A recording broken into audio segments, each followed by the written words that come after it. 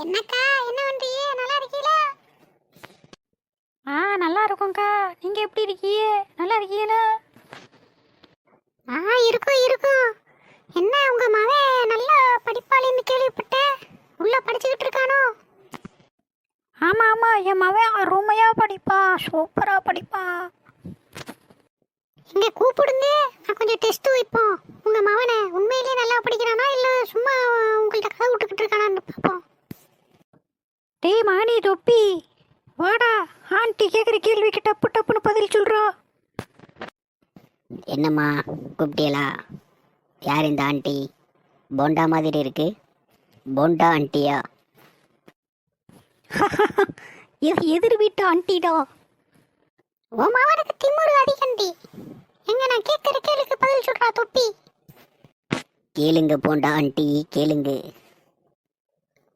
ஏதாவது ஒரு பாட்டு பாடு. உன் பேரே தெரியாது, உன்னை கூப்பிட முடியாது, நான் உனக்கு ஒரு பேரை வச்சேன், போண்டா ஆண்டின்னு தெரியாது. அடே மகனி, இந்த பாட்டு இல்லடா. செய்யுள்ள ஏதாவது ஒரு பாட்டு பாட சொல்லுகிறா அந்த ஆண்டி. என்னடி இது சினிமா பாட்டு பாடுறான்? நான் பாட சொன்னது செய்யுள்ள, தமிழ் தமிழ் செய்யுள்ள. எனக்கு செய்யுள்ளெல்லாம் ஒன்றும் தெரியாது ஆண்டி. நான் திருக்குறள் சொல்கிறேன். திருக்குறளில் நான் தான் எங்கள் ஸ்கூல்லையே ஃபஸ்ட்டு. எங்க சொல்லு பாப்போம். ஆட்டலில் சிறந்த ஆட்டல் மாவாட்டல், அவ்வாட்டல் ஓட்டலில் ஆட்டப்படும். இப்படிலாம் திருக்குறள் இருக்கா? இருக்குடி, இருக்கிறனால தானே என் மவன் சொல்கிறான். இல்லாமையா சொல்லுவான்? அதெல்லாம் என் மவன் ரொம்ப கெட்டிக்காரன். ஸ்கூல்லையே அவன் தான் ஃபஸ்ட்டு ரேங்கு. சரி, இந்த கேள்விக்கு பதில் சொல்றா. 8 கால் பூச்சிக்கு எத்தனை கால்கள்? 2 கால்கள். இது கூட தெரியாதா போண்டா ஆண்டி? 8 கால் பூச்சிக்கு 8 கால்கள் இருக்கு.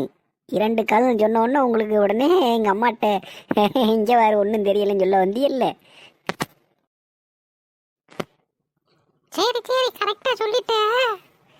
சரி, புத்திசாலி தான் உன் மகன். சரிடா மோனே, நீ போய் படி. அப்பாடா, ஒரு வழியாக தப்பிச்சாச்சு எதையோ சொல்லி. இது 2 படிக்காதனால நம்மளுக்கு சாதகமாக போச்சு. சரிக்கா, வேற என்ன கதை? சரி, நாளைக்கு உங்க மகளை டெஸ்ட் பண்ண நான் வரேன். ஏன் உன் மகனோட அருமையா படிப்பா. அவ ஒரு மாசத்துக்கே 20,000 ரூபாய் நான் செலவு பண்ணி ஃபீஸ் கட்டி படிக்க வைக்கிறேன் இங்கிலீஷ் மீடியத்தில். சரிக்கா சரிக்கா, நாளைக்கு பார்ப்போம்க்கா.